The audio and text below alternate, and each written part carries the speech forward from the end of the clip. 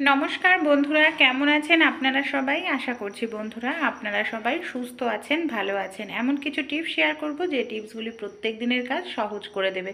প্রথম যে টিপসটা শেয়ার করছি চশমা নিয়ে। আমরা যে এই ধরনের চশমাগুলো মহিলারা পরে থাকে, অনেক সময় কী হয়, ধুলো ময়লার আগে চশমার কাচ নোংরা হয়ে যায়। আর এইভাবে ধুলো ময়লা লাগতে লাগতে দেখা যায় চশমার কাচ একেবারে আবছা হয়ে যায়, চেঞ্জ করতে লাগে। চশমাতে সামান্য একটু পরিমাণ কোলগেট দিয়ে দিন, হাতের আঙুলের সাহায্যে আলতো করে এইভাবে একটু ডলে নিন। তারপর নর্মাল জল দিয়ে চশমাটাকে ভালো করে ধুয়ে নিন। দেখবেন আপনাদের চশমার কাজ নতুনের মতো হয়ে যাবে, আর বছর বছর চশমার কাজ পাল্টানোর প্রয়োজন পড়বে না। আমি এখানে ধুয়ে নিয়ে একটি নরম কাপড় দিয়ে, পরিষ্কার কাপড় দিয়ে মুছে নিলাম। ভালো লাগলে ট্রাই করবেন। আমরা যে এই ধরনের তালাগুলো ব্যবহার করি, অনেক সময় দেখা যায় তালাটা সহজে আটকানো যায় না, খোলা যায় না। মানে অনেক দিন ব্যবহার করতে করতে কি হয়, তালাটা না জ্যাম হয়ে যায়, যার কারণে এই সমস্যাটি কিন্তু দেখা দেয়। তাই খুব সহজেই এই তালাগুলোকে আমরা আবার ব্যবহার করতে পারি। তার জন্য ছোট্ট একটি টিপস অ্যাপ্লাই করতে হবে। এই ধরনের তালা কখনো ভুল করে আপনারা ফেলবেন না। এখানে আমি নিয়ে নিচ্ছি নারকেল তেল।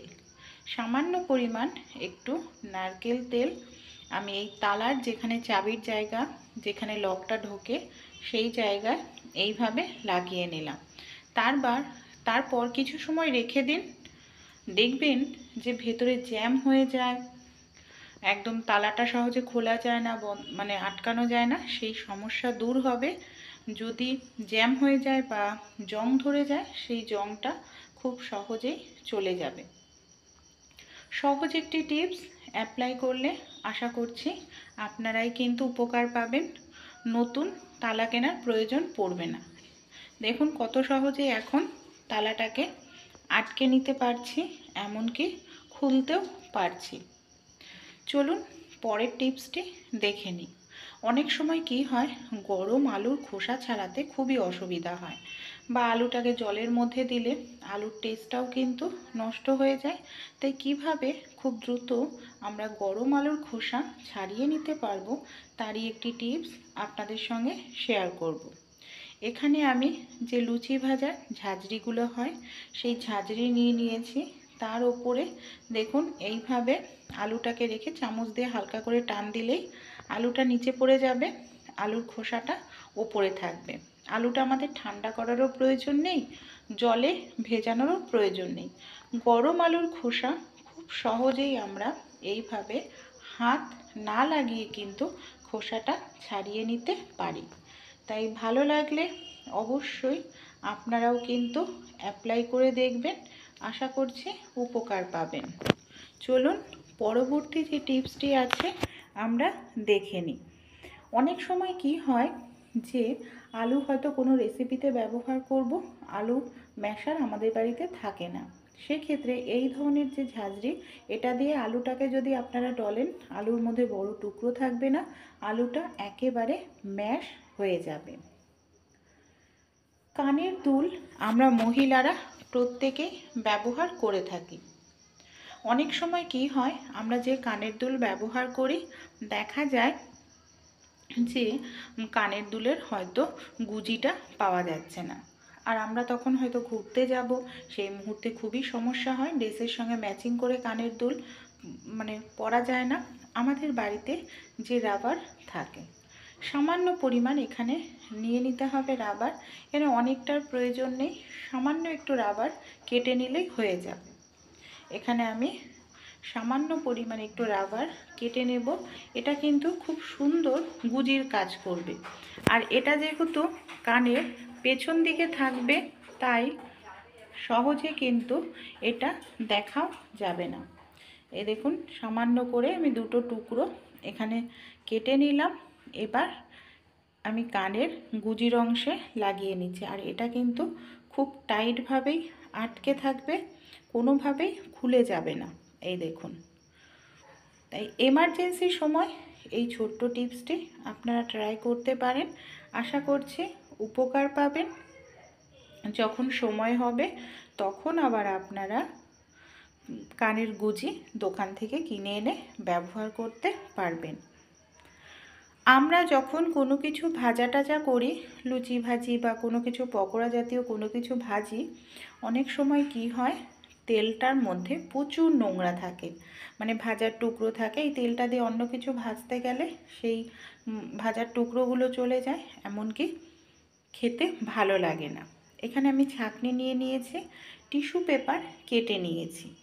এবার চা ছাঁকনির ওপর টিস্যু পেপারটাকে রেখে তেলটাকে ছেঁকে নিচ্ছি। এইভাবে যদি আমরা ছেঁকে নিই তাহলে কিন্তু তেলটা আমাদের ডবল ফিল্টার হয়ে যায়। তেলের মধ্যে যত রকম নোংরাই থাকুক খুব সহজেই নোংরাটা টিস্যু পেপারের মধ্যে চলে আসে, এমনকি তেলটা একেবারে আমাদের পরিষ্কার হয়ে যায়। এই দেখুন আমি তেলটাকে ছেঁকে দেখাচ্ছি, আর টিস্যু পেপারের মধ্যেও দেখুন কি পরিমাণে নোংরা রয়েছে। তাই ভালো লাগলে আইডিয়াটি আপনারাও কিন্তু কাজে লাগিয়ে দেখতে পারেন, আশা করছি উপকার পাবেন। একেবারে পরিষ্কার তেল, যে কোনো রান্নায় কিন্তু এই তেলটা আমরা ব্যবহার করে নিতে পারি। পরবর্তী এই ধরনের যে টিপগুলো আমরা মহিলারা ব্যবহার করি, অনেক সময় কি হয় যে টিপ ব্যবহার করে আঠাটা হয়তো এক দুবার ব্যবহার করার পরে চলে যায়, এরপর সেই টিপগুলো আর ব্যবহার করি না, ফেলে দিই। তাই টিপগুলো ফেলে না দিয়ে কিন্তু আমরা ইউজ করতে পারি। কপালে নয়, অন্য কাজে আমরা ব্যবহার করব। কি কাজে? এই যে আমরা এই ধরনের টিপগুলো আমাদের বাড়িতে যে সুতো থাকে না, এই যে এই ধরনের সুতোগুলো দেখা যায় সুতোর যে মাথাটা সেটা খুলে যায়, সুতোটা এলোমেলো হয়ে যায়, তখনই কিন্তু সমস্যা হয়, সুতোও নষ্ট হয়, সব সুতো একবারে জড়িয়ে পেঁচিয়ে যায়। এরকম যদি সমস্যা হয়ে থাকে সেক্ষেত্রে এই টিপ ব্যবহার করলে সমস্যাটা খুব সহজেই আপনারা সমাধান করে নিতে পারবেন। কি করতে হবে? সুতোর যেখানে মাথাটা রয়েছে সেই মাথার জায়গায় এই যে টিপগুলো লাগিয়ে দেব। এতে দুটো উপকার হবে, সুতোটা এলোমেলো হবে না। অনেক সময় সুতোর মাথা খুঁজে পেতে আমাদের সময় লাগে, এইভাবেই করলে সুতোর মাথাটাও খুব সহজেই আপনারা খুঁজে পাবেন। এতে একটু সুতো আমাদের কিন্তু নষ্ট হবে না। দেখুন প্রত্যেকটা সুতোর মধ্যে আমি এইভাবে টিপ লাগিয়ে নিচ্ছি। এগুলো কিন্তু আমার ব্যবহার করা টিপ, মানে আগে ব্যবহার করেছি সেই টিপগুলোই আমি ফেলে না দিয়ে এইভাবে কাজে লাগাচ্ছি। তাই আইডিয়াটি কেমন লাগলো অবশ্যই কমেন্ট করে জানাবেন। ভালো লেগে থাকলে আপনারাও কিন্তু অ্যাপ্লাই করতে ভুলবেন না। আশা করছি আপনারা অ্যাপ্লাই করলে দেখবেন আপনারাও কিন্তু উপকার পাবেন। পরবর্তী যে টিপসটি শেয়ার করছি, অনেক সময় দেখা যায় আমরা রসুন স্যুপে, চিলি চিকেন এই জাতীয় জিনিসে ব্যবহার করে থাকি, কিন্তু এর জন্য একদম ছোট ছোট করে রসুন কাটতে হয়। অনেক সময় ছোট ছোট করে রসুন কাটতে অসুবিধা হয়, সেক্ষেত্রে এই ছোট্ট টিপসটি অ্যাপ্লাই করুন। হালকা চাপ দিয়ে রসুনটাকে এইভাবে একটু থেতো করে নিন। এই দেখুন এইভাবে থেতো করে নেওয়ার পর আপনারা যদি রসুনটাকে কাটেন দেখবেন খুব সুন্দর করে রসুনটাকে একেবারে ছোট ছোট পিস করে কিন্তু কেটে নিতে পারবেন এইভাবে রসুন কাটলে। আর যেরকমভাবে আমরা স্যুপে, চিলি চিকেনে দিই একদম ছোট্ট ছোট্ট টুকরো, সেরকমভাবেই একদম ছোট্ট ছোট্ট টুকরোই কিন্তু হয়ে যাবে। এই দেখুন কত সুন্দরভাবে এখানে আমরা রসুনটাকে এইভাবে কেটে নিলাম। এখানে আমি নিয়ে নিয়েছি একটি পলিথিন। এই ধরনের পলিথিন প্রত্যেকের বাড়িতেই থাকে। পলিথিনটাকে কি করব, হাতে পরে নেব। আমাদের বাড়িতে যে আমরা মহিলারা যে চুড়ি পরি, চুড়ির ভেতর দিয়ে পলিথিনটাকে পরে নিলাম। আপনারা চাইলে এইভাবে কিন্তু গার্ডার দিয়েও পরে নিতে পারেন। তারপর কি কাজে ব্যবহার করব চলুন দেখে। শীতকালে অনেক সময় দেখা যায় ঠান্ডা জলে বাসন মাজতে খুব কষ্ট হয়, বা আমাদের অনেক সময় মাছ সবজি কাটতে গিয়ে হাত কেটে যায়, সেক্ষেত্রেও ভীষণ অসুবিধা হয়। তাই আপনাদের কোনো রকম জলে হাত দেওয়ার প্রয়োজন পড়বে না, সাবানেও হাত দেওয়ার প্রয়োজন পড়বে না, কারণ গ্লাভস আমাদের অনেকের বাড়িতেই থাকে না। গ্লাভস যদি নাও থাকে আপনারা এইভাবে খুব সহজে একটি পলিথিন হাতের মধ্যে পরেই কিন্তু বাসন মেজে নিতে পারবেন। সে যে কোনো বাসনেই হোক না কেন, কড়াই বা থালা বাটি খুব সুন্দর কিন্তু পরিষ্কার হবে। ভালো লাগলে ট্রাই করে দেখবেন। পরের যে টিপসটি শেয়ার করছি, আমাদের বাড়িতে যে এই ধরনের গ্রেটারগুলো আমরা থাকে, অনেক সময় কি হয়, গ্রেটারগুলোর ধার চলে যায়, এমনকি কোনো কিছু গ্রেট করতে গেলে ঠিকমতো গ্রেট হয় না, তখন নতুন গ্রেটার আবার কিনে নিয়ে আসি। তাই নতুন গ্রেটার কেনার কোনো প্রয়োজন পড়বে না। আমাদের বাড়িতে যে কাপ থাকে, কাপের পেছন দিক খসখসে হয়, পেছন দিকটা দিয়ে আমরা যদি গ্রেটারের ওপর একটুখানি ঘষতে থাকি, তাহলেই কিন্তু খুব সহজে আমাদের যে গ্রেটারের ধার চলে গেছিলো সেই ধারটা কিন্তু ফিরে আসবে। উল্টো দিক করে ঘষতে হবে। এই দেখুন, সোজা দিক কিন্তু নয় বন্ধুরা, এইভাবে উল্টো দিক করে ঘষে নিন, দেখবেন আপনাদের গ্রেটারের ধারও চলে আসবে, এমনকি নতুন গ্রেটার কেনার কোনো প্রয়োজন পড়বে না। ভালো লাগলে টিপসটি অবশ্যই কিন্তু আপনারাও ট্রাই করে দেখতে পারেন। আশা করছি উপকার পাবেন। আমাদের বাড়িতে স্টিলের অনেক এই ধরনের বাসন থাকে, দেখা যায় ডিজাইনের যে জায়গাগুলো, সেই ডিজাইনের জায়গাগুলোতে না কালো দাগ হয়ে যায়, আর এই দাগ হয়ে গেলে সহজে দাগটা উঠতে চায় না।